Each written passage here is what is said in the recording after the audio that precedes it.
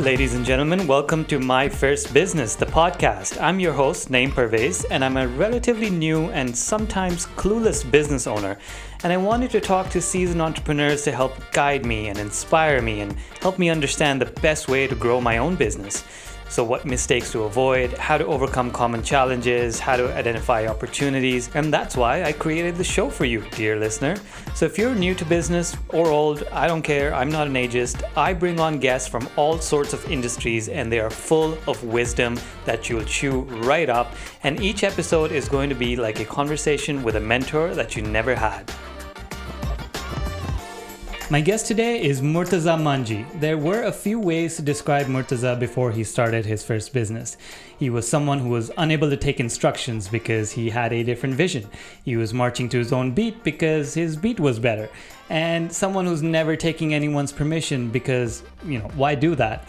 To most people, he seemed or appeared to be unemployable. But to Murtaza, this was a sign that he was meant to lead and not follow.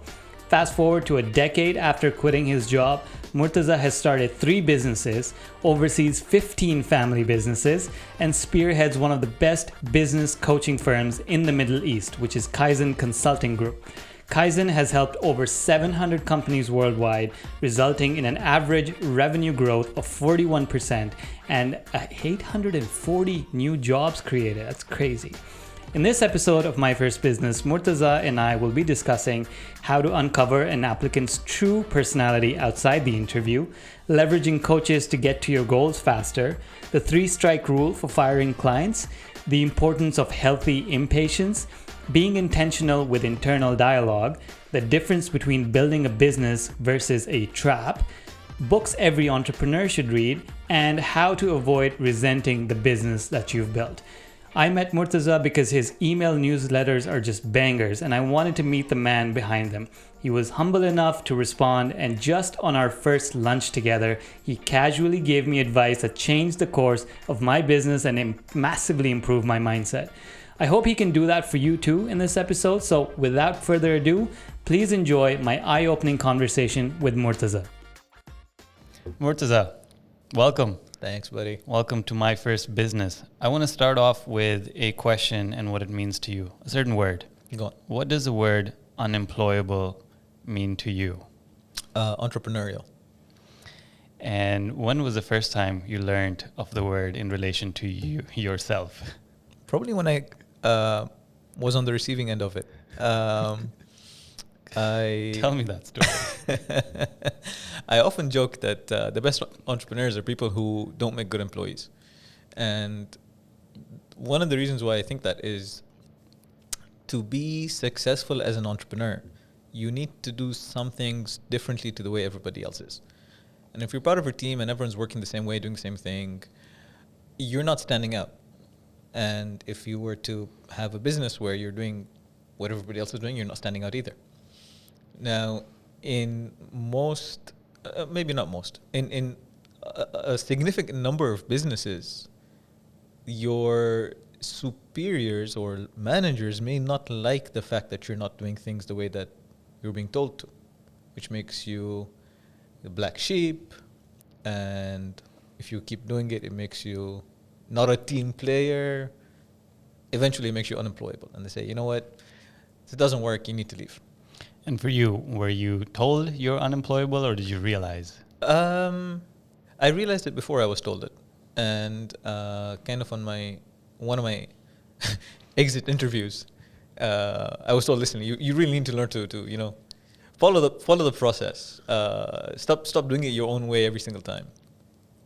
Which was good advice. I mean, if everybody does their own way within a company, if everybody does their own way every single time, it will be chaotic. But as an entrepreneur, sometimes chaos is good. It is. I think it's turned out well for you. So let's take you into the present. Mm-hmm. Who can you tell the audience who Murtaza is when you meet people at a party and they ask you what you do? What do you say? I am so professionally. I'm an entrepreneur. I own and run several businesses. I own parts of several businesses.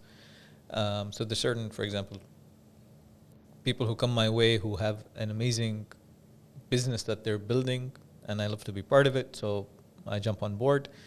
I am a lifelong learner. I don't know too much, and I don't know what I don't know way too much.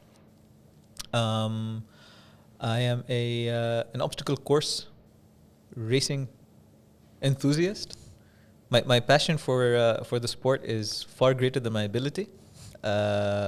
Hopefully that gap will be lowered, but I love the sport. I am a father to a beautiful and mischievous little girl who takes those qualities, former from her mother, the latter from me, respectively. And I just try being, a decent human being. That's kind of the goal. Right. And which business of yours, let's talk professionally for a second, which business of yours takes the most amount of your time and resources and energy at the current moment?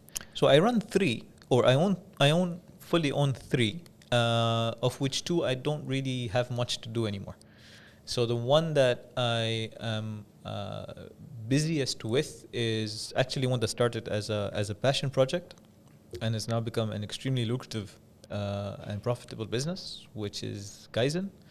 Kaizen is one of the oldest and arguably among the best business coaching firms in the Middle East. I said that with a little bit of arrogance, but I said that with a lot of pride because the team has really, really delivered over the last decade plus that we've been running Kaizen.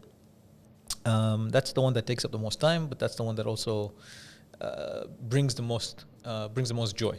So I coach my team of coaches, and I coach my clients who run their own businesses, and through that we've worked with I think now it's over 1,200 businesses across Middle East, Africa, UK, and North America. And it brings us the most joy. Okay. And which type of businesses benefit the most from what you're kind of providing? So paint a picture of, your day-to-day interactions. What are they about? What are the problems that you're solving for these businesses? How are you helping them? Most entrepreneurs would have three goals that they want to achieve. It's quite likely that there's somebody for whom these may not apply, but by and large, in our experience, there's three goals. And what we try and do is help clients achieve these goals. Now, the first goal is make more money. As a business, more revenue, but more importantly, more profit.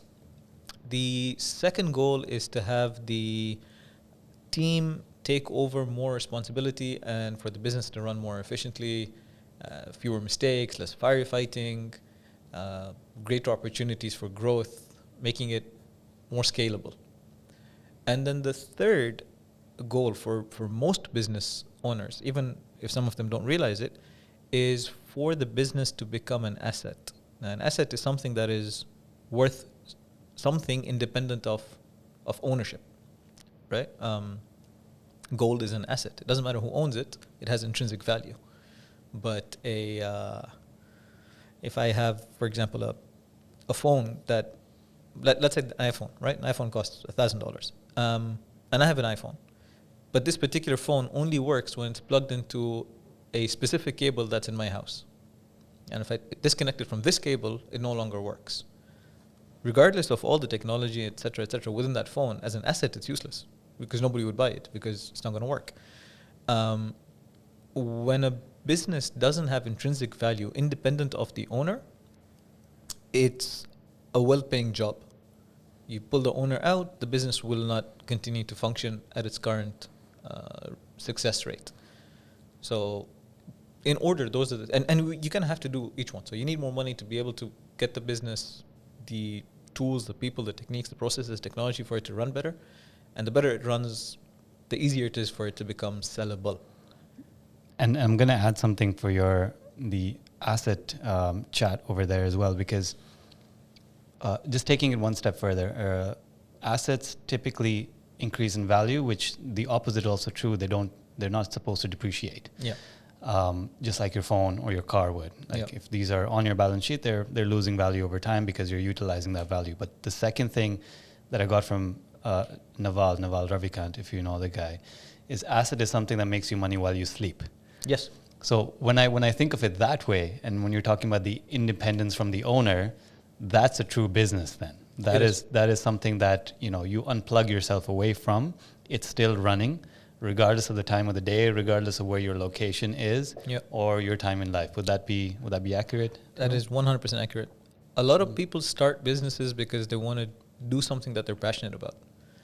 And within the business kind of lingo, that usually falls within operations. So an accountant starts an accounting firm because he's good or enjoys or is passionate about accounting. You know, a designer will start a fashion label because he or she loves designing the clothes. But as the business grows, what tends to happen is the business owner is doing everything but what they actually love doing. So the designer is spending less time designing clothes and spending more time running after the factory and running after suppliers and running after, you know, stores to list it in and finance and HR. So they don't really get to do what they love doing. And then they hire people to do the designing for them. And one day they turn around and say, what the hell am I doing with my life, right? I did it. I started this business because I wanted to do that job. Instead, I'm doing everything but. I had this excellent client I was working with. He was an architect, phenomenal architect. This guy would design extremely expensive private residences. And that's what he built his name on. And it got to the point where he had an extremely successful firm. And you'd go to his office, bustling, several dozen people, which for an architectural firm is significant. And he had a corner office. It was entirely open plan, but the CEO's office was a corner office, glass-walled, gorgeous. And he hated it because he was in that office doing everything he didn't want to do. And outside that office was a team of people that he had hired to do what he actually wanted to do. It took about 18 months. But if you go to his office today, it's just as beautiful as ever. In fact, it's even more beautiful because the new projects are up on the walls and it looks gorgeous. Corner office is still there. But he's sitting outside and he's hired somebody to sit inside that office and do everything he doesn't like doing. And he gets to design all day, which is what his passion is. And sometimes as businesses are growing, entrepreneurs forget what got them into this business in the first place. They forget that they had this spark. They forget the passion. They forget the joy that task used to bring them because they're so caught up in the day-to-day. Absolutely. We can totally relate in our business. So as partners, Alina is more of the technician and I'm more of the operations of the business, and very intentionally, because when I go into work, I'm not missing working on ad campaigns. She will miss working on ad campaigns. She absolutely loves it. And one of the reasons I'm on is because of that realization, like, hey, I do want to build a business, but at the same time, I don't want to lose focus of the things that I enjoy doing, which is, you know, still a lot of it is being, I wouldn't say outsourced, but delegated to junior employees and training them. And there's a joy in that too, like teaching your craft to other people so that they can replicate it and you sit and review. And maybe you're not doing as much creative work anymore. But at the same time, you bring on someone that can look after the other things that you mentioned, the HR, the finance, the systems, the suppliers, the partnerships, and the biz dev and all that kind of things, and give that to someone who wants to do that. Yeah.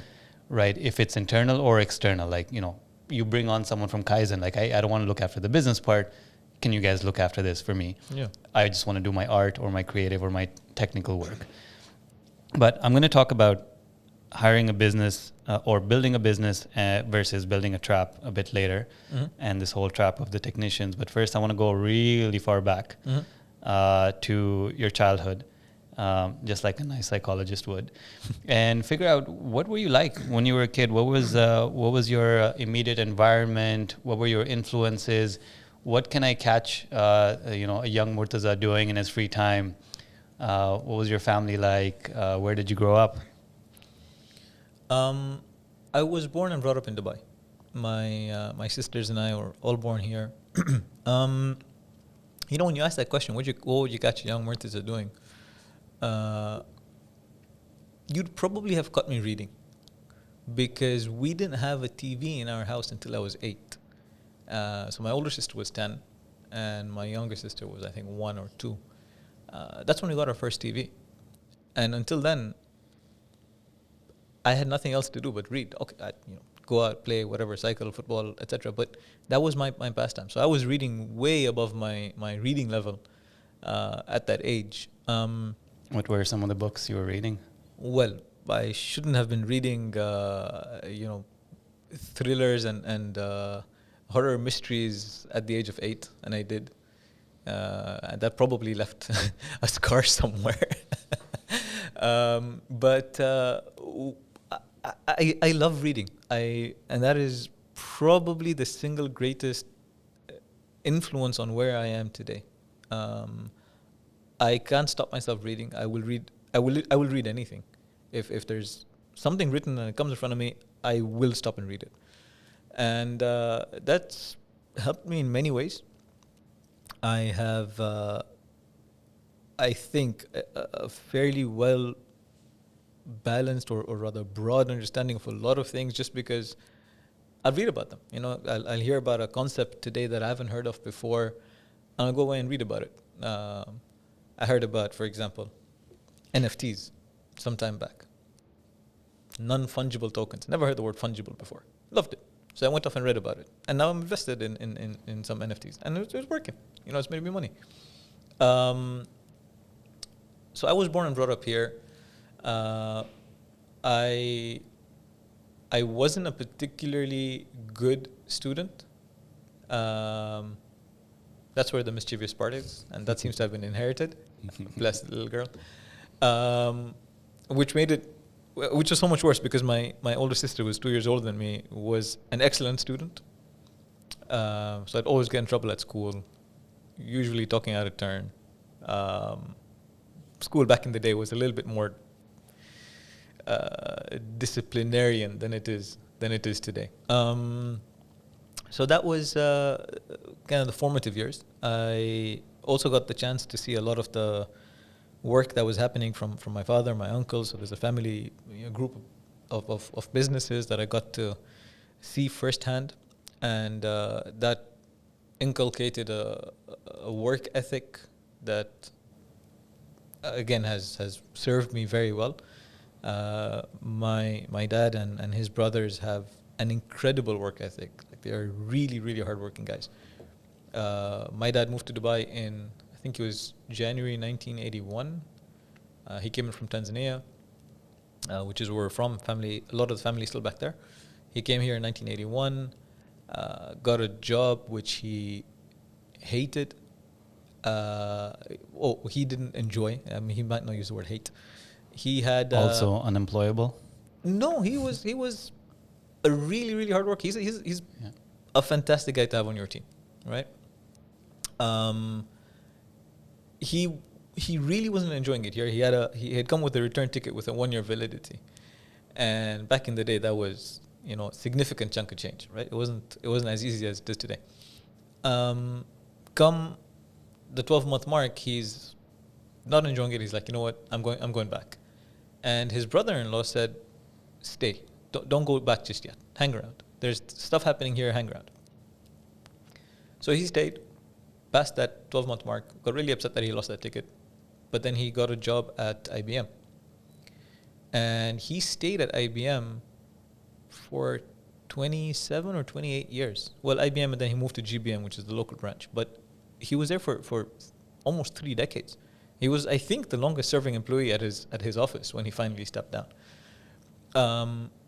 But that was because he was in a different part of the world, and he wanted to make sure his family was taken care of. At the same time, he was supporting all the businesses that were running back in Tanzania while raising 3 kids. Yours truly was probably a handful, right, from the 3. While helping at community level, helping at family level, traveling. He was such an incredible, accomplished man, and he still is. Bless him. I mean, he's just turned 61, and he is still working. He's still loving life. He's still doing amazing things, and it's hard. It's impossible to have that in front of you all day, every day, and not want to be like that. And that's partly what's really driven me. Yeah, men from that generation are just a different kind of beast, right? Like men and women both. I mean, yeah, that's true. You know, mom raised 3 kids without any house help. Just it takes me and my wife both to raise this one, and we have house help. I don't know how they did it back in the day. So that was what shaped me and what formed me. And standards are high. I don't have, an inspirational story of overcoming some challenge. I had a really easy childhood, maybe too easy, too soft. Nothing went wrong. I didn't have to fight bears on the way to school or walk barefoot anywhere. No, I can totally relate. Like one of the last guests that I had, he was from Serbia in Belgrade, and he was talking about bombs being dropped when he was growing up. And I was like, no, I had none of that. Wow. We were pretty straightforward. Never heard of bomb. No. We had a Gulf War in our backyard, and we had no idea it was going on. We were so safe. And I don't know if that's a good thing or a bad thing. Of course, as parents, they're probably happy that, they kept us safe. Would we have been different if we had grown up in tougher circumstances? Well, who knows? True. Okay, so that's like the formation there. I want to jump to when you finally made the jump to start your own venture and your first venture, and talk about that time a bit more. And we'll talk about things in retrospect. Obviously, things are a lot clearer now. But what are your first guesses to like, or the realities of what were your considerations apart from being unemployable? The type of business that you choose and that you wanted to go all in on. What were your considerations, your doubts, your fears, or any resistance? What would you say before you just jumped on? Okay, you probably don't want to hear this answer. There was no fear, there was no doubt, there was no resistance. It was, hey, this sounds like a good idea, let's do it. Again, coming from a position of, an enviable, I suppose, position of having startup capital available. Sure, it wasn't, millions of dollars, but I needed some startup capital. I picked up the phone, called Dad and said, hey, look, I really want to try this. Can you back me? And he said, yeah, sure. I have money in the account and I start the business. Now, that was the only injection of capital, and that was well over a decade ago. So we've returned that capital many times over, thankfully. How long was the initial runway? Like if you weren't to make money at all, how long would that capital last? 3 to 6 months. That's not a lot. What? For 8-hour flight, the runway is just the first 10 seconds. You can't have a 6-hour runway for an 8-hour flight, right? That's true. I mean, that's the whole point of a runway. You use that to get a start that will allow you to fly. And this is what I talk about to clients all the time. Like, you can have an injection at some point, but you can't continue relying on injections to keep going. You have to do this, on your own steam. So that was the first kind of solo business that I went into myself. I was 26. I was in the UK. It was we didn't have any businesses in the UK at the time, and it came about from a conversation. I was sitting talking to a friend who'd had some issues in his businesses. He had a chain of businesses across London. And it was a case of, hey, you know what? We've come across this before. I kind of know how this one works. Why don't you try ABC? And next time I see him, he said, hey, that worked. Can you come to the office tomorrow? I want to talk to you. And we sat down. He said, look, this is the entire business. This is where I'm struggling. Do you think you can help? And I said, I think I can. I know some stuff that I can share with you. I can teach you. I've read about it. No, this stuff I had actually done. So this stuff was implemented. And that was my first business coaching client. And then there was a second, and another friend, a friend of a friend, and then a referral, and then I was doing my master's in the UK at the time. So once I finished, I went out and sold the service officially, and built Kaizen from the ground up. So after the first couple of clients, I got that bit of an injection, made it official, and it just took off from there. In 2013, we were visiting Dubai, and that's when Dubai had put in the bid for the expo. And I told my wife, if Dubai wins this, we're moving back. And we won it. And November 2013, end of November 2013, we wrapped up and moved to Dubai. Jan 2014, we opened Kaizen UAE. A couple of years later, we closed down the UK office because we didn't need to be there anymore. We were just working with clients remotely anyways. And it's been going since. So since sort of March 2011 to today, which is December 2021. So it's about 10 and a half years. And it's been a tremendous journey. So when you were starting off, was there, I mean, you're kind of in this world. I'm not sure. I'm trying to explore what kind of consulting and coaching, what that means for your own self. So when you were starting this, did you work through business plans? Did you work through a deck to explain your own thoughts to yourself?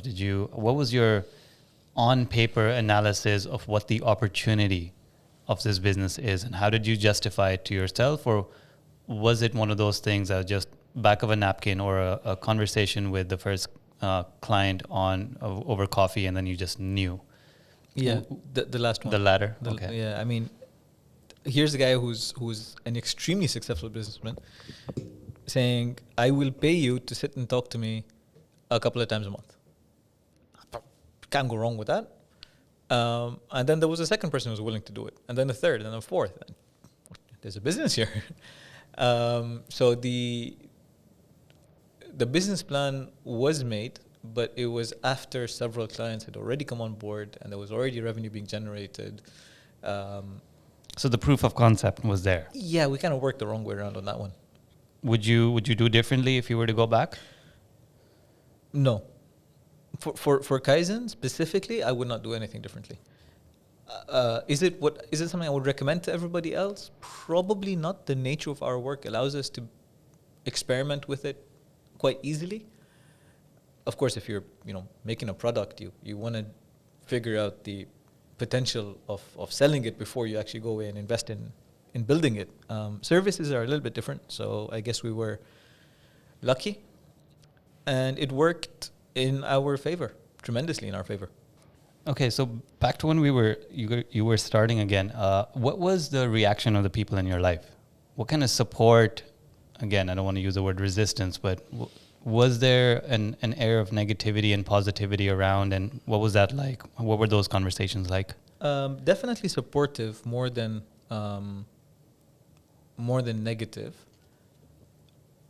Primarily, I think because we've done, as a family, I have not done any of this. The family's done a lot of work. They've done a lot of work and made very successful businesses. And we've always been encouraged to go into business. So when I said, okay, this is what I wanted to do, nobody really came back and said, no, you shouldn't, do that. When I first graduated, when I graduated from my undergrad, my bachelor's, I did want to expand one of our existing businesses here. And at that point, I was advised by one of the senior members within the family to go away for a little while, get a job, learn from bigger and better businesses, and bring learnings back home, which is excellent advice. And it's something I would encourage everybody to do. Whether or not you think you're employable, get a job, because you're going to make mistakes. You might as well learn from people who've already made them. So I worked at Dun & Bradstreet for a while. I worked at IBM, ironically, for a while. And when I left IBM, I decided to go do my master's. So that kind of took me away from Dubai and threw me into the cold, grey, wet land of the UK. And that's where the business, that's where Kaizen was born. But I still think there was a very supportive and welcoming and positive reaction when I said, okay, this is what I want to do. And pretty much all of the cousins, so everybody within the group, almost everybody in the second generation within the group has gone off and done their own businesses as well. And it's been welcomed, it's been supported. Everybody is happy for us, which is great. That's awesome. So that's kind of a environment to let these ideas flourish, and was failure accepted? Oh yeah, if you were to fail. Yeah, absolutely. Yeah. Yeah, absolutely. There's to the point where it's discussed. It's not just, okay, it didn't work. Good luck. Let's try again next time. No, it's like, why? What went wrong? What can we learn from it? How can we do it better? What can we take away from this? Do you want to continue? If yes, what's it going to take? So it was a really supportive environment to build a business and try. Yeah, I wanna touch that point again. I'm gonna mark a flag for that that piece of support that you have. But first, we talked about failure. I want to continue on that thread. Was there any time that you felt that you were very close to failure, or what would you recognize as the biggest test that you faced as a business owner, trying to run the show and seeing a very dark end to the tunnel? Was there ever a time like that, or has it been happy-go-lucky throughout? No, it's definitely been some dark spots in the tunnel. Couple of times a year, almost every year. Every other night when you can't go to sleep. The premium B2B service space, you don't have 10,000 clients. You work with a certain number of clients. So I work with about a dozen clients, a little bit more maybe, at any given time. But that also means, personally speaking, until we had a team of coaches on board that kind of allowed us to bring in revenue from multiple sources, that also meant every time a client dropped off, we have a 10% drop in revenue instantly. I remember there was one time, and it's not like I always have 12 clients at any given time. Sometimes there were less, particularly in the early days. I remember in the first year in the UK, there was 1 week in which 4 clients went on hold simultaneously. And that was more than half of the number of clients I was working with at the time. I had 6 or 7. And within 1 week, 4 went on hold for completely unrelated reasons, unforeseen. Couldn't have done anything about it, even if I knew it was happening. But out of the blue, it's just, hey, we're going to put some of the stuff on hold. And that hurt. I mean, that was a difficult week. I still remember that week probably as the most challenging. I remember thinking, I should probably start looking around for a job, brush up my CV, just. It got to that. Yeah, because it was such hard work establishing myself as an authority in a place in which I had no history. So I actually turned and thought, you know what, maybe we had a good run, made some good money. Maybe we quit while we were ahead. Thankfully, I'm stubborn. The dark patch of the tunnel turned out, it was a bend in the tunnel. It wasn't a brick wall I was heading towards. So, but how did you work your way out of that? Because you said you're stubborn, but you're very solution minded too. So even when people say like I brushed up my resume and I look for a job, that is still solution hunting, right? That's not sell like up. Crazy. I mean, which entrepreneur doesn't sell like crazy when back against the wall? Yeah. You just fight a lot harder. When you're hungry and you're scared and you're tired, and you just fight harder. So maybe I had gotten comfortable.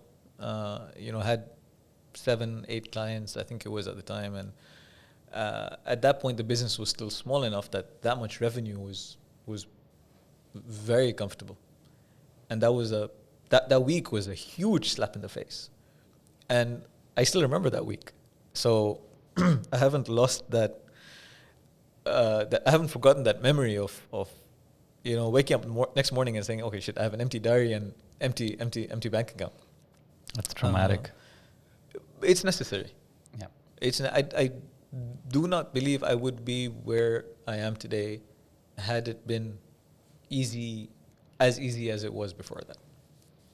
And in these times, the other thing that you have to probably worry about is your team, right? Did you have a team at the time as well? Small team, yeah. A small team. Small team. Let's talk about team building for a second, because you're in the line of business that you're in. It's very, very crucial. Majority, correct me if I'm wrong, is client facing. Majority staff is client facing. Like the biggest value drivers in your business would be client facing. How do you pick and choose the people that work with you, and how has that changed from the time you started till now? The criteria that you select people for, how has that evolved? Yeah, it's a really good question. The criteria haven't changed much. I've always been, I still am a strong believer that, and particularly in our line of work, that there is no skill that anybody is born with, right? No accountant is born an accountant. No, movie producer is born a movie producer. It's a skill that's learned over time.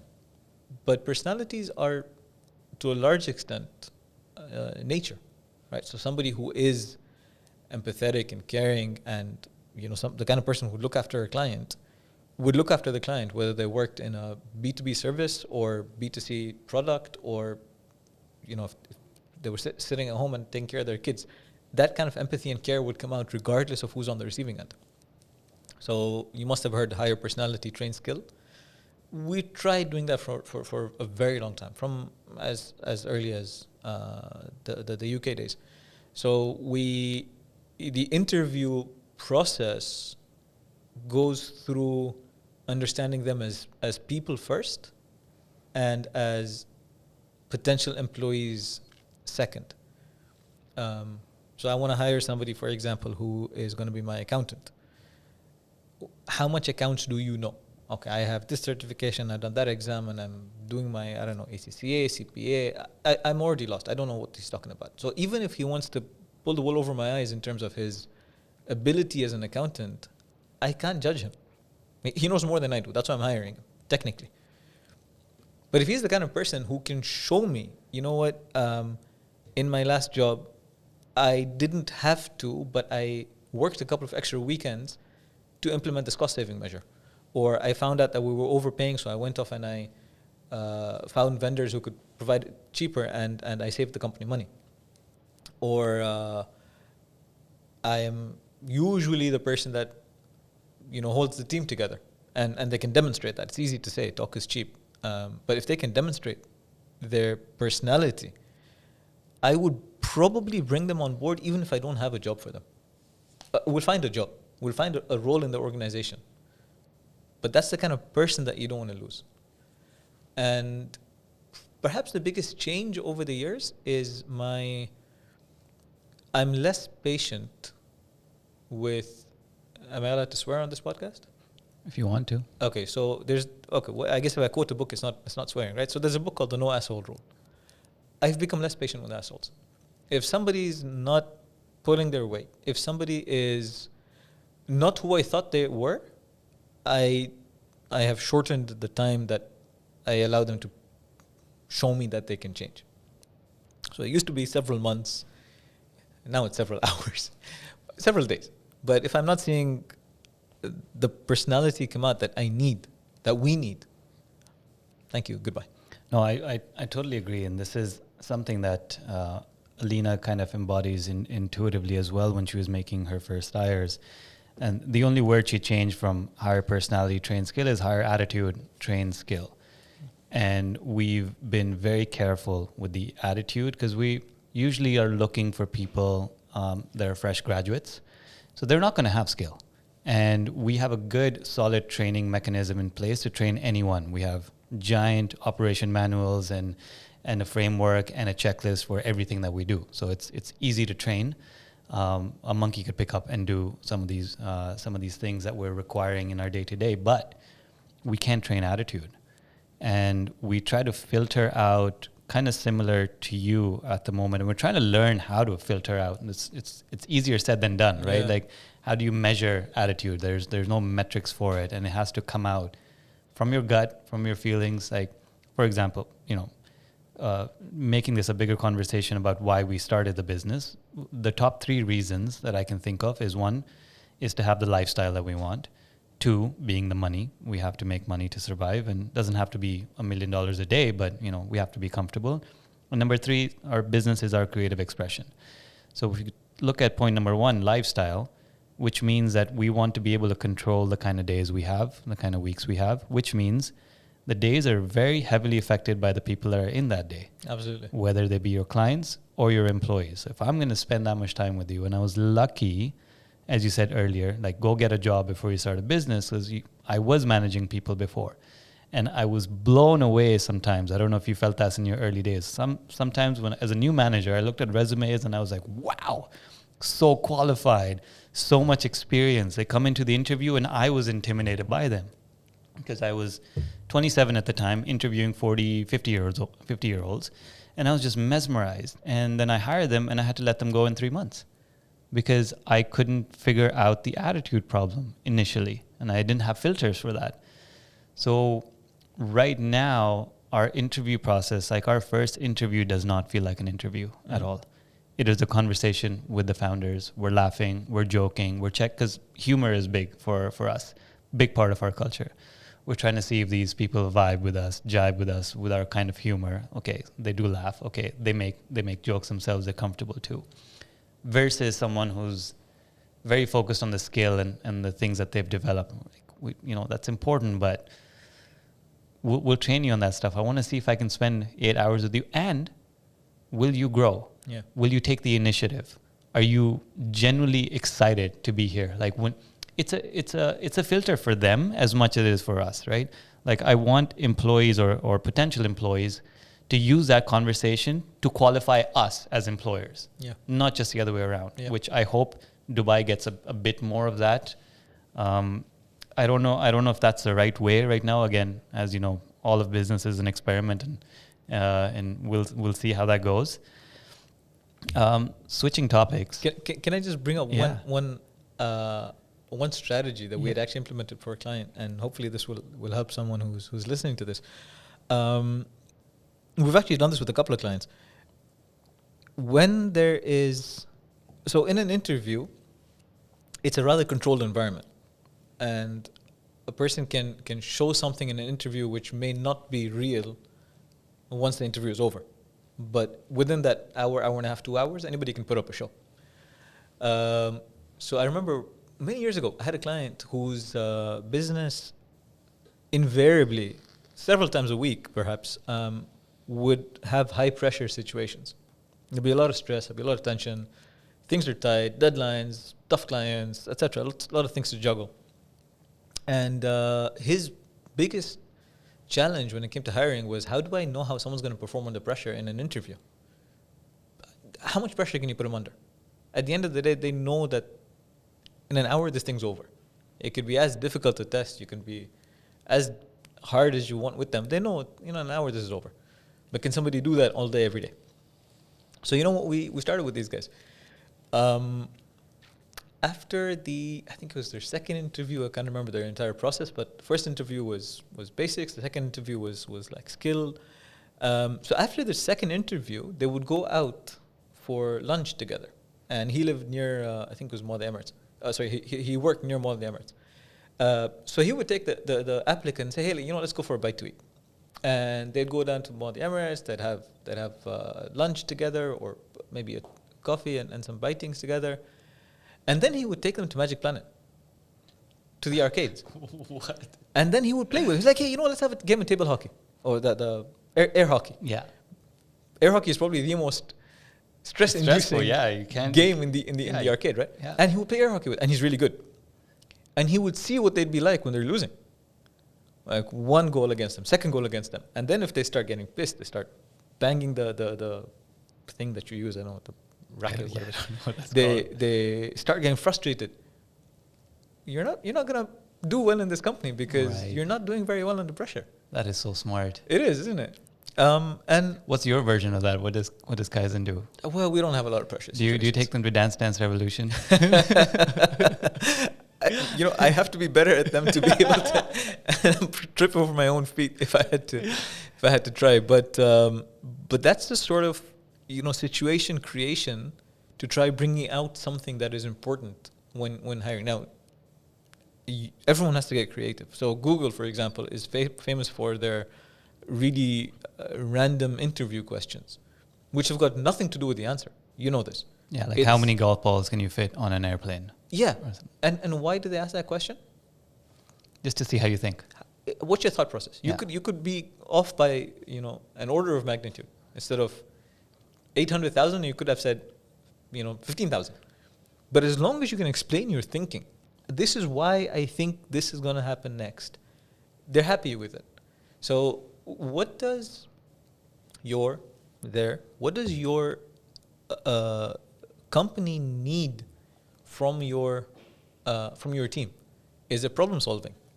Create a scenario in which they have to problem solve. Is it stress management? Is it client management? Is it storytelling? Is it and not the skill, the personality. Get that out. And if you have to create an environment to make that happen, make it. Create that environment. But drag that out. Otherwise, it's a very expensive experiment to find out 3, 4, 6 months down the line that the person wasn't actually who you thought they were. Yeah, that gives me some ideas. So I'll tell you the latest iteration of what we're doing. Mm-hmm. That kind of relates to that. No air hockey, but our work and some of the work we require to be done by employees, we label it as fast creative work. Yeah. So the kind of advertising that we do, it needs to be done fast. We're not building brands and thinking of 50-year strategies for our clients. We're doing immediate ROI, how do we get you money? So which requires fast work, and it has to be creative. Typically, creative work is something that, you leave out to the open, I need my muse to come, and like there's extended time, and the creative muscle wasn't working today. So we don't do that. We do fast creative work, and the way to test that is we give them exercises. For example, write ad copy, but we give them an unrealistic time to finish it in. Mm-hmm. And we know it's unrealistic. They're not going to get it, but we want to see what they can, knowing they have these 3 tasks and these are the time limits assigned for the whole test. How do you manage your priorities first? What would you start first? Which one would you finish? Which one would you kind of write bullet points for? And then in the follow-up interview, explain your thought process and be like, I didn't have time, but I have the whole concept ready. And we do learn a lot from that too. We give them tests that they're not supposed to be completed by anyone. Even we would struggle to do those tests. Yeah. But just to see them if it breaks them. Fantastic. And that's a great idea. And if they want to come back knowing that this is going to be the kind of work, and they're still saying, I still want to work, I still like this, I will do it, I will get better, we're talking to them again. And that's fantastic. That's excellent. Yeah. Excellent. So hopefully, again, it's worked so far. I want to talk about going alone or working alone. We're talking about team building and everything, but as an entrepreneur, and you're a solo entrepreneur versus me, I have a partner. And we've talked about this before, so I'd love for the guest to hear as well. How has that been? How lonely is it?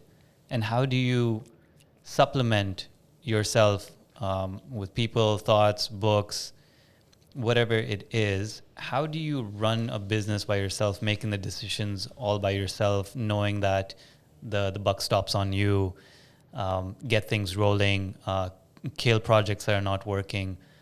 How does working alone work for you? I don't remember what I said last time when we spoke about this offline. So I hope I'm not going to be too different this time. I don't work alone in that I've had a business coach pretty much from the start. Is that what I said last time? Yeah. Yeah, okay, great. That's exactly it. You're consistent. Because the way you asked me that question, I was like, wait, did I ever talk about working alone? I'm not the best decision maker. I'm not the best entrepreneur. I'm not the best problem solver. I have emotional barriers. I have fear barriers. I have etc. I have baggage, right? Like all of us do.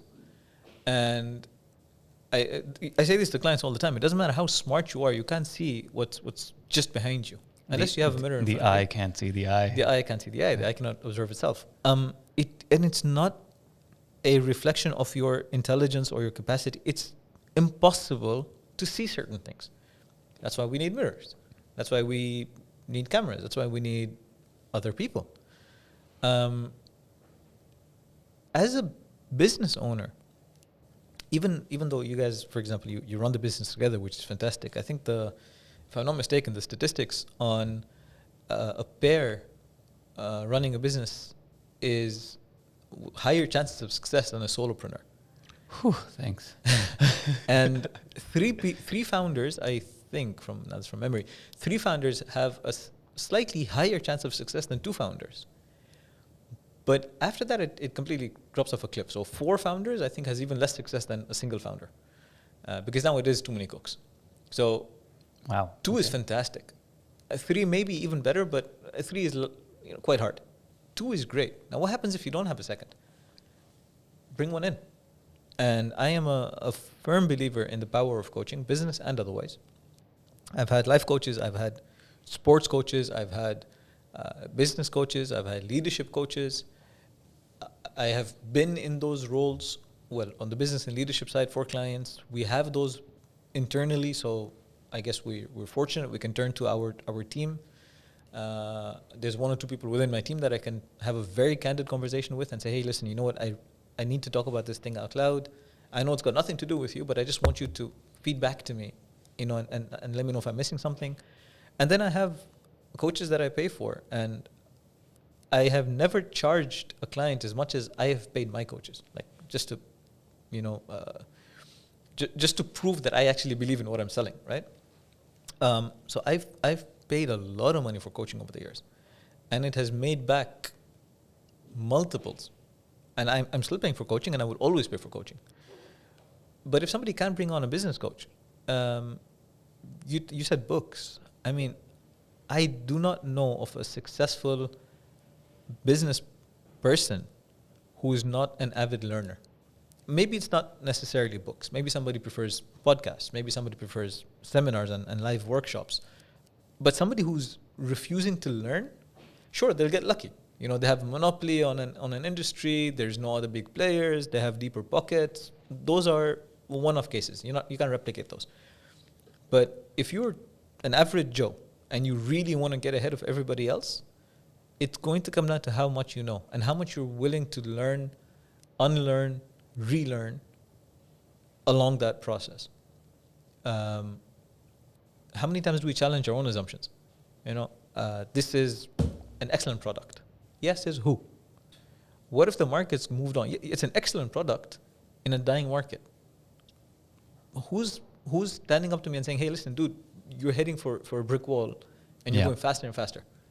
And if I'm not willing to have that person, if I'm not willing to have that conversation, or if I don't have someone to have that conversation with, I'm going to end up hitting that wall pretty hard. Yeah, and it's also about accountability too, right? So when you say you're going to do something and you're on your path, it's much easier to fight your own resistance towards things versus giving your word to someone. And you mentioned something very interesting additionally to this topic the last time, which I would like you to elaborate on as well, is the family network that you have when you guys meet regularly and discuss and have that accountability structure. How does that work, if you can tell the listeners? So we have an annual meeting, so it's sort of an AGM that happens once a year, usually towards the start of the year, where all the members of the group come together, and over 2 days we hash out the details of all the different businesses, who's doing what are some of the plans for the year, what are some of the big goals, even if the specific strategies haven't been finalized yet. We discuss budgets, we discuss performance, we discuss failures, we discuss ideas, we discuss CSR. There's nothing that's off the table, and usually there's even some personal discussions in there as well. And nothing is off the table. And these are businesses that, like, you are not invested in the other person's business per se. They're just independent businesses. You're just meeting and having a workshop amongst yourselves. We're invested in that. You're my brother. If your failure is my failure, your success is my success. in that we are very, very much invested. And, I guess we're fortunate in that we have a really strong bond. There's an incredible amount of trust between the members of the family. And I know this is probably our greatest strength and our greatest asset is just the strength of those relationships. I love it. When I first learned about that, I wanted to reach out to every single family member. I just can't find enough business owners in my family, so I made this podcast. Okay, take a bit of a break until you pause. Alo, how are you doing so far? Good. How are we doing? It's okay. Doing all right. I'm enjoying this. Yeah, you feeling okay? Feeling great. Can we get you something? No, I'm great. No? Water's great. Yeah. Okay, Water's great. good. There's gonna be a lot of coffee coming today, so. Yeah, let's start again. We're on the flow. I'm going to switch topics again.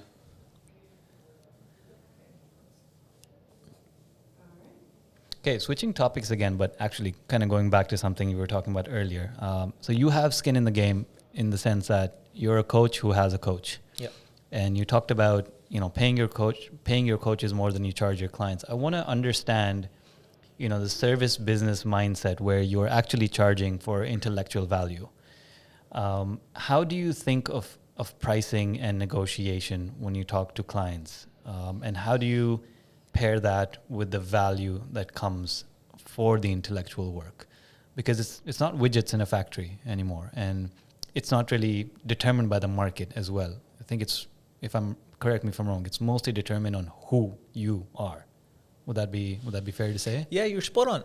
I have to, before I answer that question, I just want to specify that this is a very niche question that is, maybe there's very few listeners who would be in a similar boat. So if this doesn't work for everybody, I do apologize. Sure. The way that we work, how should I start? Okay, in the knowledge industry, right? Particularly B2B service, consulting, coaching. In this industry, professionals and coaches and consultants charge on the value they know they can deliver. And if somebody is charging a lot, it's because they are confident in their ability to deliver according to that. What does deliver mean? You run a business, right? If I were to charge you 10% of your annual revenue as a fee to increase your revenue by 20%, would that be worth it to you? It shouldn't be, because I need to get paid from profit, not revenue. So if I say I'm going to get you 20% more revenue, but you have a single digit margin, you'll probably end up losing money by hiring me. But if I'm going to charge you 10% of your annual revenue to get you 200% revenue growth, easy answer. So in our industry, there are people who would charge $100 an hour, sometimes less. I've heard of less. And there's the Kaizen coaches who charge up to $1,000 an hour. And we are probably among the most expensive coaches here, business coaches, in the Middle East. And invariably, the question will come, wow, that's quite steep. I mean, $1,000 an hour is a lot of money. It's more than what you'd pay a doctor. It's more than what you'd pay, it's probably more than what you pay a surgeon. It's probably more than what you'd pay a lawyer. It's probably more than what you'd pay maybe anybody else. And the answer is always the same. We know the value we're going to deliver. If we charge you $1,000 an hour, by the end of this hour, what you walk away with is something that is going to increase your revenue 20-fold. How is it a bad investment? So one of the things that sets us apart is all the work that we do at Kaizen is guaranteed. We actually understand the agreements, and the coaching agreements, we actually sign on a guarantee that we're going to deliver these results for you, and if we don't, you stop paying us, we continue coaching you until we get you those results. Otherwise, you don't have to pay. And that means, do you have to qualify your clients very heavily in that case then? We have a pretty rigorous sales process, to the point, and I'm no longer embarrassed to say this, we've actually had people say, love what you do, at a networking event. Talk about what we do, Somebody says, hey, that's amazing. I've been looking for a coach. I'd like to work with you. Can you send me a proposal? No. What do you mean? I will not do that anymore. I have done that in the past and it's always failed me. You have to go through the hoops. If I cannot see that you're the kind of client that I can push and is willing to be held accountable to what you say you're going to do, guess what? This is not going to work. Sure, there might be a couple of good ideas that come out that end up making you money, but this is not going to work. So we have a multi-step process that a client will have to go through regardless of how ready they are to sign. For a few reasons. One, for them to understand what it's like to work with us. For us to understand what it's like to work with them. And for them to realize that now they're going to be held accountable by somebody. So at the end of this conversation, these are the things that you said you're going to get done. By the time we meet for the next step in the process, I'd like you to bring these things with you. Great. They don't show up with it, or they cancel the meeting. So we have a 3-strike rule with clients. And this is even with ongoing clients. You got 3 strikes. The first time you do something or you don't do something you said you would do, you're avoiding the guarantee, right? You don't lose weight by buying a gym membership. You lose weight by actually showing up and working out. So I can't guarantee that we're going to get you X growth in revenue if you're not going to do what you say you're going to do. The second time they fail the accountability test, it is a warning. The third time they show up not having done something that they need to get done, that is our last session. And I have fired. That's a goodbye session. And it's goodbye. So here's everything else that I wanted to talk to you about. Yeah. Because you're not going to actually do any of this, I might as well just tell you and take the knowledge and go, because, and we're not selling knowledge, right? Books are pretty much free for anybody who doesn't know already. There's a website called Z Library, z-lib.org. This library is the single most useful library. This website is the single most useful website on the internet. All right, z-lib.org. 9.5 million books and counting. Information is free right now.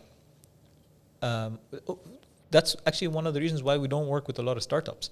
Unless it's a funded startup, which means they've got to have big results quick, or it's somebody who is starting up another business. They've done a lot of stuff before, they've gone through the ropes, and they've gone the distance, they know what it's like to run a business.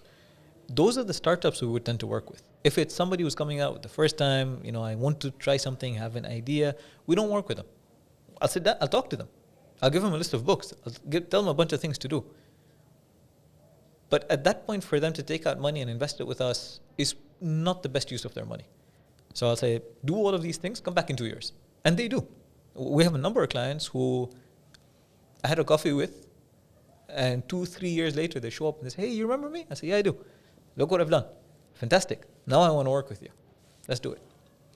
No, I totally agree with that kind of mentality. I think it's very important for service businesses. So in the agency world, in the marketing agency world, it's very common to find other agency owners that take whatever they can get.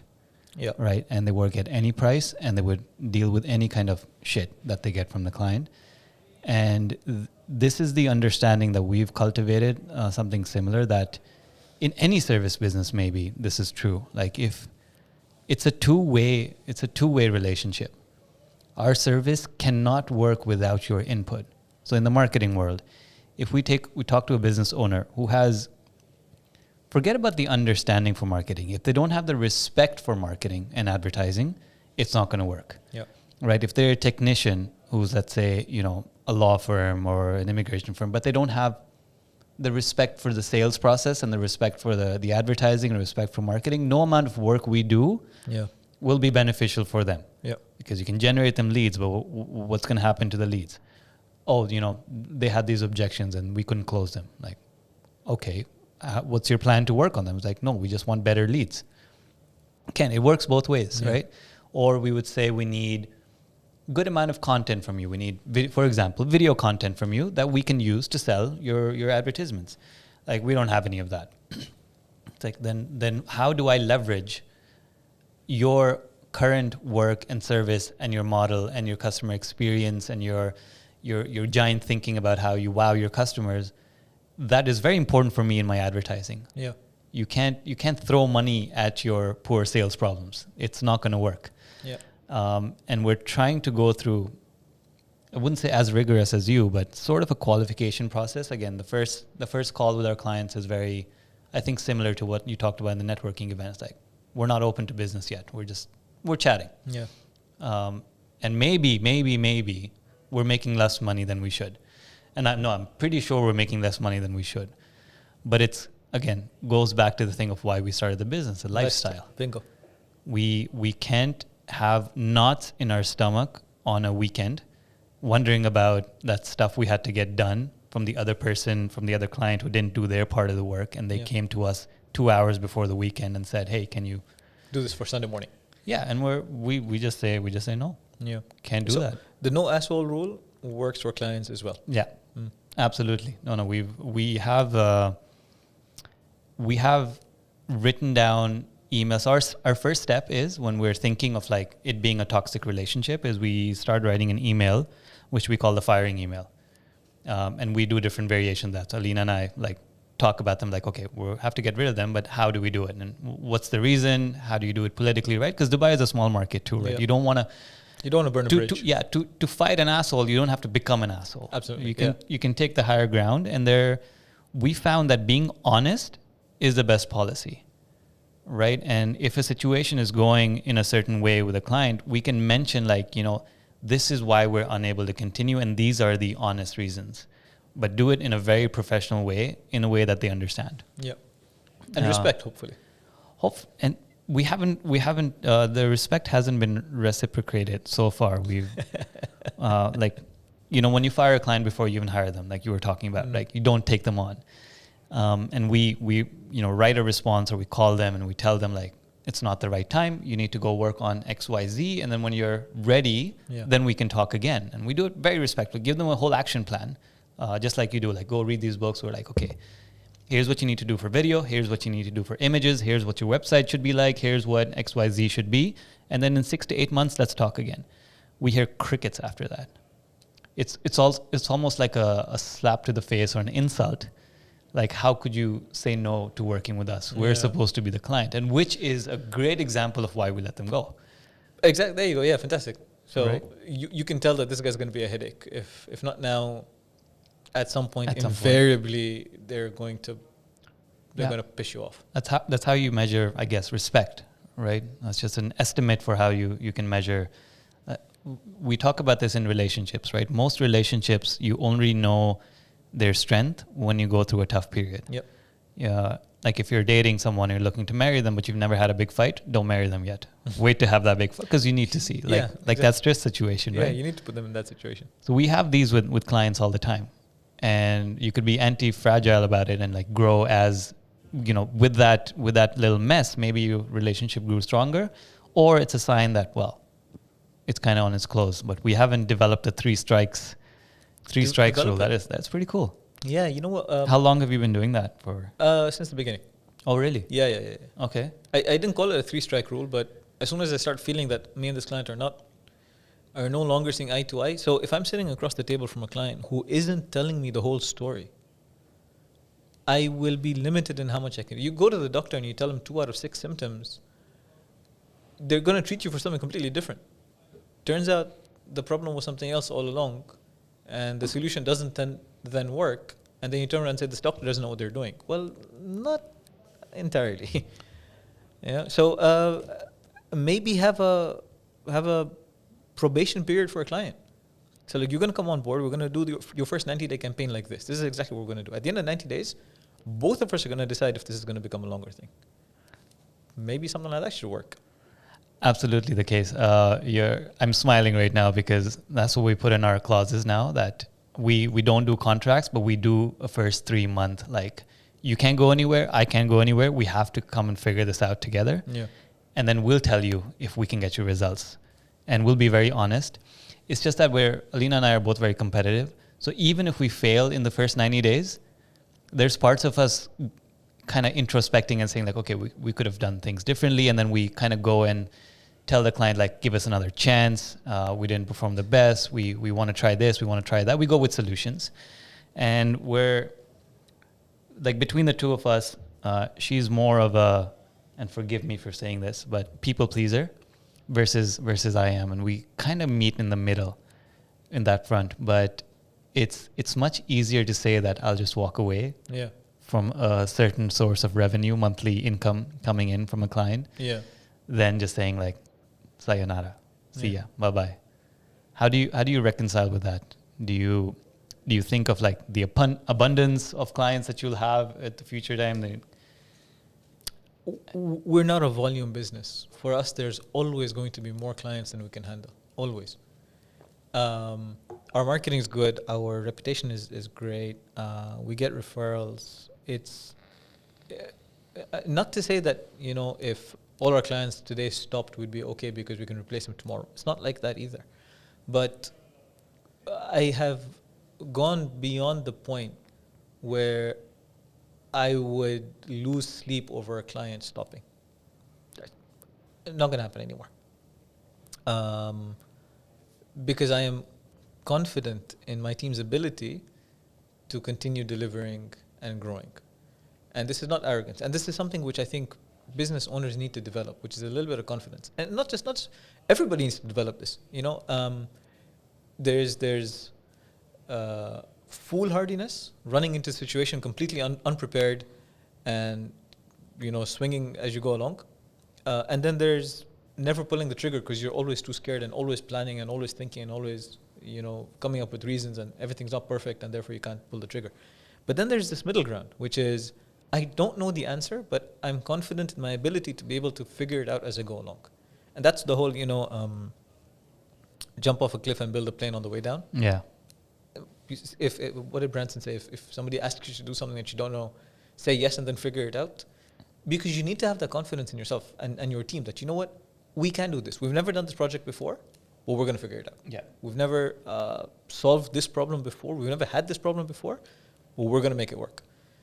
And sometimes it will not work. Sometimes there'll be a crash landing. Yeah. And at that point, you turn around and say, I give it my best shot. Yeah. I'm not going to charge you because of, my incompetence. Whatever I've done, take it for free. Thank you very much for the opportunity. If you want, we're happy to try again. Do a post-mortem and continue with the next thing. Yeah. Now you've done it. You might as well get a second one because now you've done it. Yeah. Yeah. But I urge particularly young business owners, young meaning newer business people who are in the start of their entrepreneurial journey, don't let yourself be held ransom by a bad client. It's better to walk away than to stay in a toxic relationship. That's what I should put on that on a billboard. That's a Tim Ferriss question right there. Don't let your say that one again. I really like that. Jeez, what did I say? Don't let yourself be held ransom by a toxic client. Love it. Yeah, I want to shout that from the rooftops because I sound crazy when I talk stuff like this with other agency owners, and they usually say to me like, "How could you do that? It's such a big client, such a big name. Like you should take whatever you can get." I wish I could shout that out. Speaking of let them do it, because if you have a really bad client, guess what is the best thing you can do for you? Give them to your competitor, because they're a headache now. Absolutely. So maybe if everybody doesn't know, it's not a bad thing. Just give it to your competitor. Your competitor gets happy. Let them have the headache. You have free headspace to do better things. I'm really proud of Alina for this. We had a giant client who was using two agencies and openly sharing the fact that I'm pitting you guys against each other and I'm going to see who wins. And, initially when she was freelancing on her own, hungry for business, obviously you take the opportunity. But over time, as our revenues grew and income sources were diversified with other clients, she took the joy out of his life when she wouldn't care about the competition. To a point where we were able to walk away exactly doing what you're saying, because he was paying them half of what he was paying us. We held our ground and we kept our fees the way it is. And he would laugh in our meetings like, "Oh, those guys, poor guys, I'm paying them like nothing. Yeah. And I'm paying you guys this much and they're working so hard for me, haha." And he's always messaging, he's showing us the messages and stuff too, like, "Haha, look, he's after me." And within a week or so, we walked in there, Alina walked in there and be like, "This is the end. We loved working with you, but can you give all of our business to that guy because he's obviously working harder for you. And we haven't looked back. It's been great. And he respected us for it. He said, no, you guys are doing the right thing. Like, I'm the wrong type of client for you. I will work you to the ground. And I want people like that.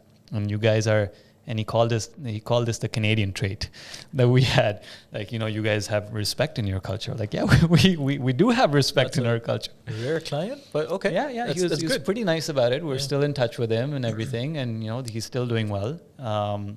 We'd love to work with him. He's still giving us great testimonials and referrals, and he'd always answer our calls and stuff. But he respected that. So that was a confidence booster that maybe we can do this more often. As and when you need. Yeah. Let's go. I'm going to start closing in a bit, but there's a few things. Everything that I've talked about with you already is struggles that I'm having. So I've got a free coaching session. This is how you get free coaching sessions, by the way. Start a podcast. He thinks it's free. There's a bill coming. Oh, damn it. But I want to talk about a few things that I struggle with. And I just, short guidance, something you would give your free clients. One is patience. Just because you've been in this game longer in running a business. And this is just from your own perspective. You had a strong gut feeling when you started. You knew you're stubborn. You want to make it go as far as possible. But it takes time for something to materialize. It takes a lot of time. I've only been doing this. Alina started 2 years ago. I joined the business a year ago. And I'm so impatient. Every night before going to bed, I'm like, why am I not, where I want to be? And why are things moving so slow? Why are people so slow? How do you deal with your own patience? I think there's two words to talk about here. One's patience, and you should not be patient. I'll come to that in a sec. And the other is resilience, and you should be resilient. If you were overly patient, you would accept excuses from your team, you'd accept excuses from prospects, you'd accept why somebody is not doing what you think they should do. You can't be patient with those things. I have a prospect who is, and but the true story, I don't know if they're ever going to end up hearing this podcast, but if they do, in fact, it's happened to more than once, so if they end up hearing this, they recognize themselves done this. We'd have somebody go through the sales process, right? Through the hoops that will prove to them and to us that this is going to be a great relationship. And at the end, they're going to make a decision. And it's usually very well positioned that the next time we meet, it's going to be your first coaching session, which is complimentary. Most people haven't been coached before. And at the end of that session, I'm going to ask you to make a decision. Either this is something that works for you and we're doing it, or it's something that doesn't work for you, or I don't work for you, and we're not doing it. So, but I don't want you to sit in limbo. Everybody knows that I'm going to ask them to make a decision. Some people do say, look, you know what, let me take it back. I want to talk to my co-founder. I just want to sort out some things. Take your time. By when? Okay, today is Thursday. I'll get back to you on Tuesday. Excellent. So Wednesday I can call you? You said you're going to get back to me on Tuesday, so I'm going to call you on Wednesday. Yeah, sure. And then typical buyer, sorry, give me another week, give me another day. And after one or two of those, I will send an email, and I have the template ready, that, you remember we talked about the 3 strikes? Okay, well, you're on strike number 3, because you're supposed to have gotten back to me on Wednesday, you didn't do it. Then you're supposed to get back to me on Sunday, you didn't do it. This is now strike number 3 that you're on. And you're on strike number 3 before we begin. It's not great, doesn't look good for you. So I'm going to ask you one last time. And I'm not going to ask you again. If we are doing this, you get back to me and say yes. If I don't hear from you, I'm going to assume this is a no, and I'm not going to follow up with you anymore. It's a 50-50 ratio between those who come back and those who don't. It's not like 100%, it's not a guaranteed thing. But you're not looking for 100%. You're looking to weed out. I'm looking to weed out. Yeah. And somebody will turn around and say, actually, you know what? You're right. My bad. We're not doing this. Thank you for following up with me. I've decided no. I appreciate that. Somebody's going to ignore the email, which is fine because they're off my list. And someone's going to come back and say, hey, you know what? You're right. I did say it and I do want to do it and we're going to start. Can we start next month? Yeah, we can start next month. But there's a decision and we're going to go with that decision. So patience would be saying, hey, we had talked about this last week. I said, yeah, can you give me another week? Yeah, sure. Repeated ad infinitum. That is patience. you don't want to be patient. You want to be resilient because you're going to have, 1,000 hits on the website, of which 10 are going to fill out a form, and 5 are going to change to a call, and 2 are going to go all the way to a sales meeting, and none are going to sign up. And you have to do that all over again. That's resilience. You need both impatience and resilience. So I don't know if that answers your question, but it's like most things in life, right? Like it's always a mix. It's always the middle ground, which is the murky territory of like the right move. And I guess I can develop that. It's not only just patience with other people, it's patience with yourself too, right? Like how are you looking after yourself? What are the words that you're using for yourself? Like, how do you describe yourself at night? Like, you should have done this, or you're going too fast, slow down.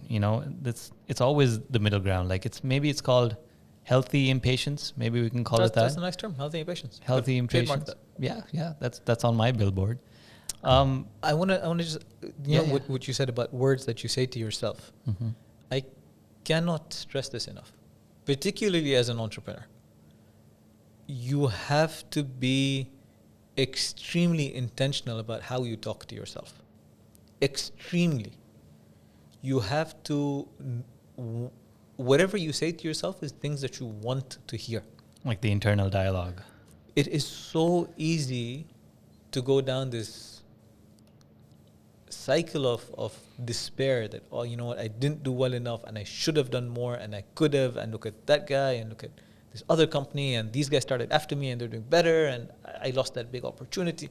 And there's never ending stream of bullshit that you can slide down.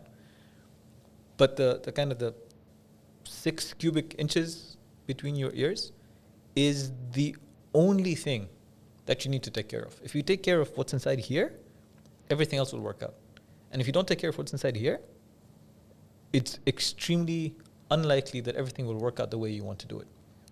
So your own mental chatter, your own affirmations, your own unwavering self-confidence, particularly when things are going bad, it cannot be, the importance cannot be overstated.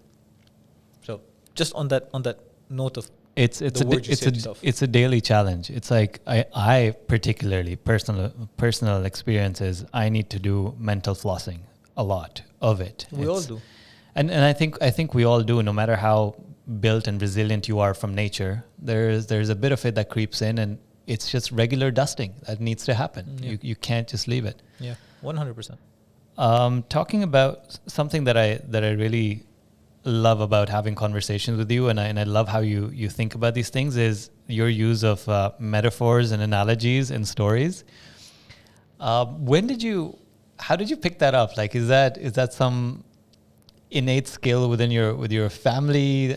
Were you growing up? Were you listening to all these like wisdom stories? And because I really like the way you're able to like listen to a question, think for a second, and I can see the gears turning, and usually some like metaphor or story or analogy comes out. When did that become a regular part of your speech?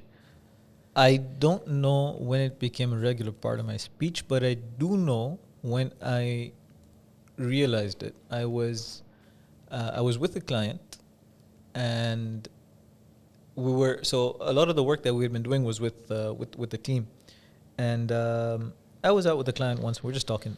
And he said, you know what, the team really love working with you, because every time they have a question, you tell them a story, and that helps them understand what they need to do next. I said, really? He said, yeah. I said, I had no idea. And the next time I was in that session with that team, I caught myself doing it. And then I caught myself doing it. He said it, so now I can't unsee it, right? So that's when I realized I do it. I didn't realize that it's a thing. You didn't know you were doing it. I didn't know I was doing it. No. But it's one of those things. It turned out to work in my favor because, we love stories. Metaphors are memorable. You know why I'm interrupting you, because you answered my question about with the story. with the story. I realized that. I did realize that. That's pretty meta. I've done it. I suppose I try being authentic. Yeah. So even for this, you sent me the list of questions. I looked through some of those questions, one or two things jumped out, but I mean, you sent me like what, 5 questions, and we've gone over 6 bullet points. 6 bullet points, and we've gone over like 80 so far. Yeah. So we've gone a long way away from there, but I didn't come with any notes. I didn't come with anything scripted because I really wanted to speak from the heart, and I try and do that with the clients as well. So this is me naturally talking to a client, and a story will come out, a metaphor will come out, a saying will come out. I'll quote the Bible, or I'll quote Lord of the Rings, or I'll quote something. Is this from memory? Are you writing these notes down in a notebook somewhere? Do you have flashcards? Do you have a digital copy of like memorable things, or they're just hanging around in your head? Hanging around my head. I love it. I forget a lot of things, so I guess this is the kind of stuff I tend to remember. Yeah, no, there was a point where I actually started noting down physically on a book, but then I lost the book, and then I started doing it digitally. Then it became too much of a hassle to like organize the notes digitally, but I just need a better memory, I think. No, it's look, always remember stuff. You know, some are good with dates, some are good with numbers, some are good with names. I'm horrible with faces and names. Horrible. Yeah. I will meet somebody. Quick pause. The card is full. That's fine. That's fine. We're wrapping up in like 5 minutes or so. What was the last thing that you were saying before I got distracted? Yeah, memory, yeah. I remember that. Okay, yeah, see? You're saying you don't remember faces. I'm terrible, for example, with names and faces.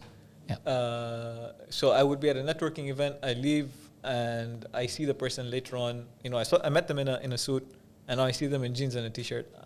I don't recognize them. Gotta eat more almonds. I should change the card so that you have video For the wrap up? It'd be awkward to just Yeah. stop your podcast. Okay. Let's take a 2-minute break. Yep. 2-minute break. Yeah, we're just wrapping up from here. I'm just gonna ask you, Perfect time. where do you think, you mentioned that coming to Dubai in 2013 was largely an expo-based decision, but I want to ask you, like, now that we're 2021, what are you thinking about future prospects of Dubai and for yourself? Yeah. And any last words from you that you want to do? Just those 2 things, and then we wrap up. But yeah, I didn't want you to prepare. I would have hated it if you came prepared. Because look at me, I'm not prepared either. I'm just like, you're saying things, I'm remembering them. If I had a script, I wouldn't be able to pull out things from this conversation. I'd just be going through a thing. So I'm just like noting things down. I'm like, okay, I talked about There's one thing you said that you're going to come back to, which is building a really nice job or something. Building like a business versus building a trap. Yeah. So I think we answered a lot of that in parts and pieces. So if you want, ask that one more time, because there's one analogy sure, which I love. Oh, fuck yeah, let's do it. Yeah, because so I wanted to ask that, but it just happened to be like the conversation kind of flew through that thing. Yeah. So team building, the kind of clients, pricing. There's a specific analogy which you will probably enjoy. I want it.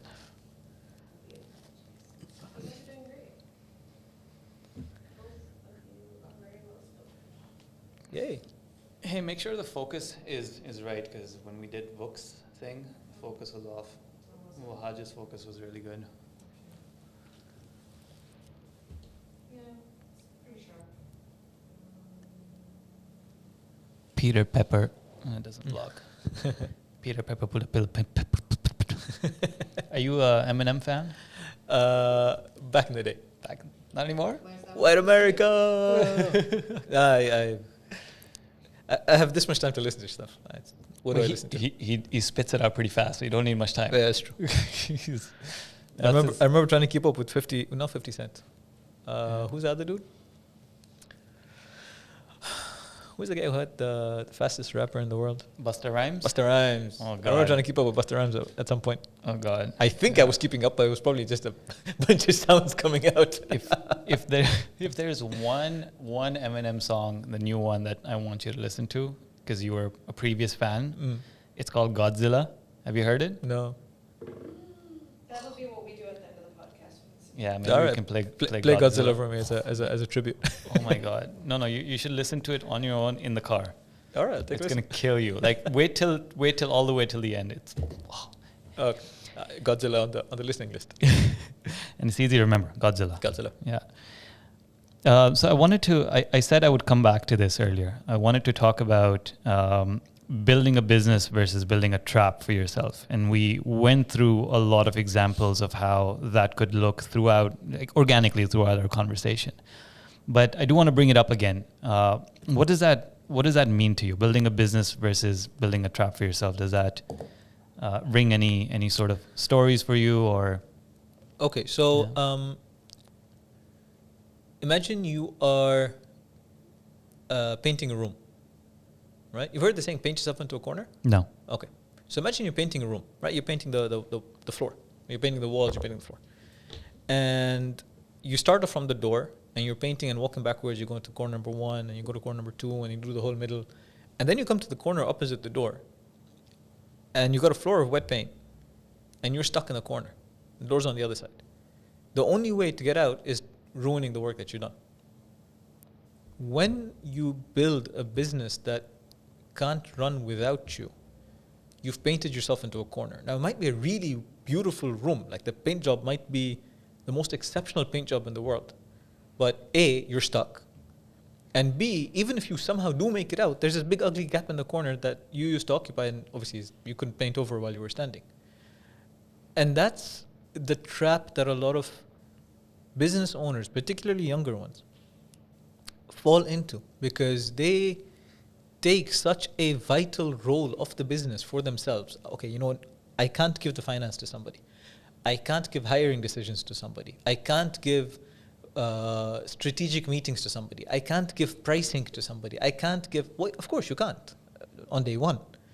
But if you're never going to give that away, eventually the business will be beautiful. It's going to make a lot of money. People are going to praise it. But you're going to be stuck in this corner. You can't leave. And you're going to start getting resentful and building resentment against this creature that you've created. Like, damn it, you know what? I have to go to work on Sunday morning or Monday morning now with the new week. I have to take my phone with me. You know, so one question that I often ask prospective clients early on in our conversations is, let's say you're going for a holiday, right? You're taking a couple of weeks off. You're going to a place that you've never been to before. You're going to Arusha. You're going to safari. You're going for the rainforest, you know. And when you get to the airport, you realize you've left your laptop and your phone back home. Are you going to continue with your trip, or are you going to risk missing the flight and going back home, or confirm miss the flight and go back home because you can't go without your laptop? And the answer to that question will probably tell the respondent whatever they need to know about themselves. Yeah, my business is great. I trust my people. I have a great team. Fantastic. You left your phone and laptop behind. I thought you said you could trust them. Well, yes, but... and then you get some people who say, actually, you know what? I would not go back. That's fantastic. That you've built a system that can, at least it won't die without you, right? Even if it won't grow without you, if it may stay stagnant, but at least it won't die. So that's a test. Are you building a trap, or are you building a business? Are you building an asset? Here. It's like building an asset or making money while you sleep.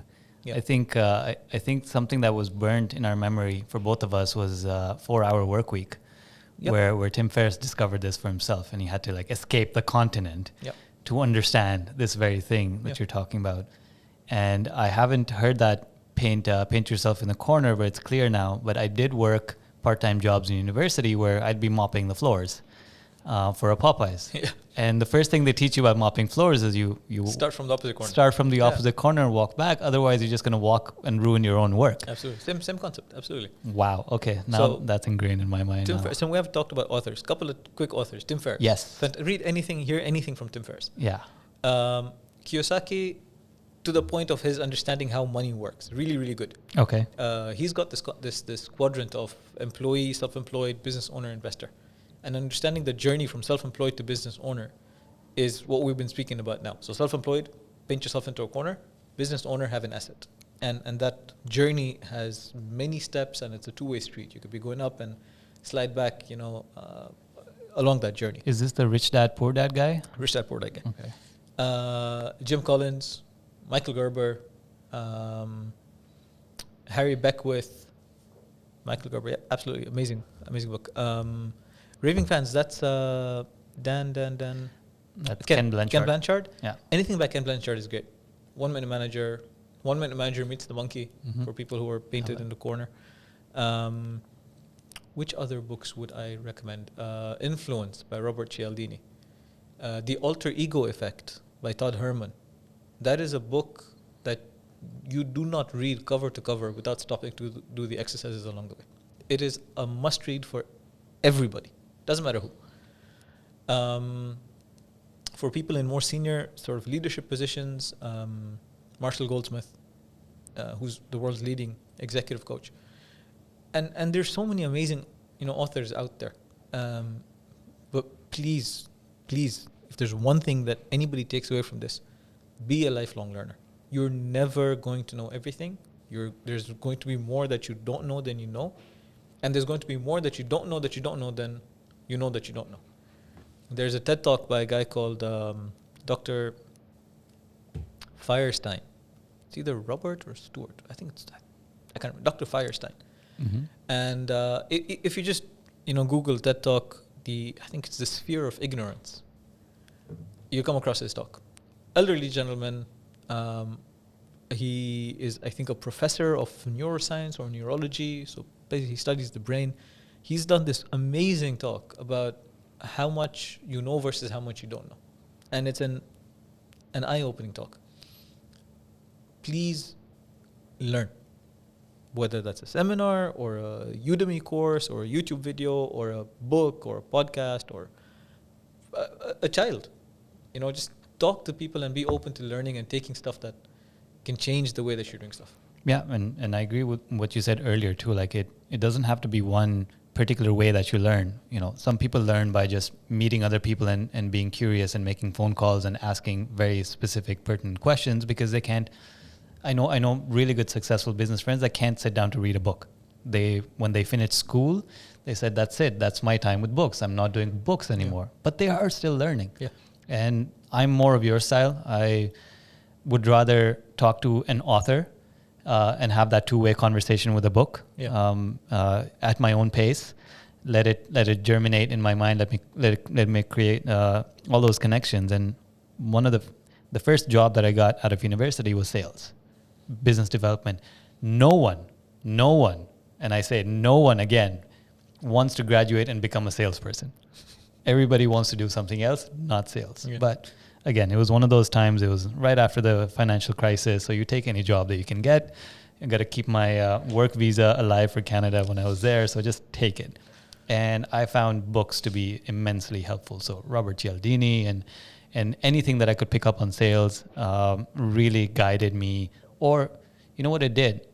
It made the learning trajectory faster. Yeah. Because you've read something about it. Then it comes up in a conversation. Then someone that you respect mentions a concept that you can tie into or add to what you've already read about, or speaks about it in a different way. And then all these mental connections are forming and you take action right away. And then you get that feedback loop going. Yeah. And that's part of learning too, right? Taking action.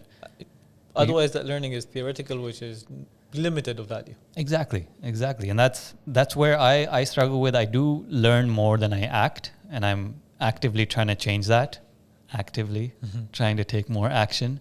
It's a constant reminder that I'm as much of a book whore as you are. I'm going through as many as I can, and now I finally find, and for anyone who's looking to start a business or has already started a business and you wanted to take all your existing knowledge, you think you're really smart, you think you're really well read, you think you have a great worldview.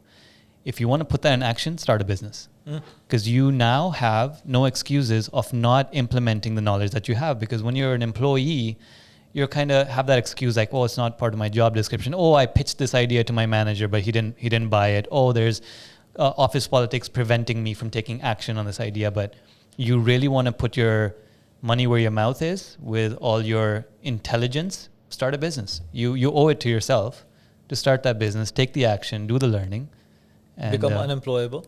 Become unemployable, right? Stop the excuses, man. I want to wrap up with a question relating to something you said before. You said you would want to, if Dubai wins the Expo deal back in 2013, you would convince your partner to move back and you would come back. Now it's 2021 at the end of it. We're starting 2022 and the expo is going on. How do you feel about the prospects of Dubai in general and then for yourself and your business in Dubai? Dubai in general, very positive. Region, very positive. I think the world is waking up to the fact that this part of the world can offer more than just oil. It offers lifestyle, it offers security, it offers opportunity, it offers this melting pot of cultures, and I think I hope we're getting less and less intolerant of different cultures and ideas and worldviews, and in a place like Dubai, which is quite small, to see the range and the number of different people that live here peacefully, right, is really eye-opening. So I'm super bullish on this part of the world, and I think that there's a lot more to be explored here. As for Kaizen, we're growing. We have pretty much straight line. We had a little bit of a dip during COVID, but the latter half of 2021 took us over pre-COVID days as well. And inshallah, touch wood, that trend continues. But we're not limited here anymore. So in 2020, we opened our US office. This year we were supposed to have a second office open, but there was some challenges along the way. So we're trying to do that next year. So 2022, hopefully we'll have another one, if not two, international offices open up, and we're taking this broad. Amazing. So, yep, it's been fun. That's amazing. I'm gonna follow that journey very closely. You like it or not? Gonna be watching. Always welcome. Any final words for the audience? Where can people find you? Are you very visible online? Are you active? I know you have a great newsletter that people should definitely get. Yep, Kaizen.ae if you're local, Kaizen.consulting if you're visiting from outside the UAE. We tried social media. I tried social media really hard, and I'm not very good at it. So I am no longer attempting Instagram, Twitter. We do one thing well, and we're going to continue doing that, which is LinkedIn. So please connect on LinkedIn, and it'd be lovely to stay in touch via the professional platform that is LinkedIn. But yeah, it would be. Hopefully, we're opening up in terms of events, etc. So, local entrepreneurs, get in touch, come to events. There'll be networking events. There'll be places that Kaizen will be represented in as speakers. Come up, say hello, ask questions, come in for a cup of coffee. You don't have to be a client. There's not going to be a check or a bill at the end of every conversation. Just as long as we can positively impact the ecosystem that we're part of, we're doing a good job. Okay, and a secret, we are starting a secret mastermind group too. So if you qualify, you'll hear from us. If you qualify. There's a rigorous process for that. Very rigorous process. You would want to be a part of this. Yeah. Cool, man. Thank you so much for coming. Thanks for all the insight. Thank you for having me. It's been an honor and been a pleasure. I hope the stories and analogies I loved it. Have been relatable. Yeah. I'm sure everyone would love it. Awesome. Thanks again. All right, thanks for tuning in. Hope you enjoyed that conversation. Please do share this episode with someone you think will enjoy it as much as you did. To find out who else will be coming on or to recommend someone I should talk to, please follow my Instagram. It's at myfirstbusinesspodcast, or go to the website myfirstbusinesspodcast.com. And that's all, folks.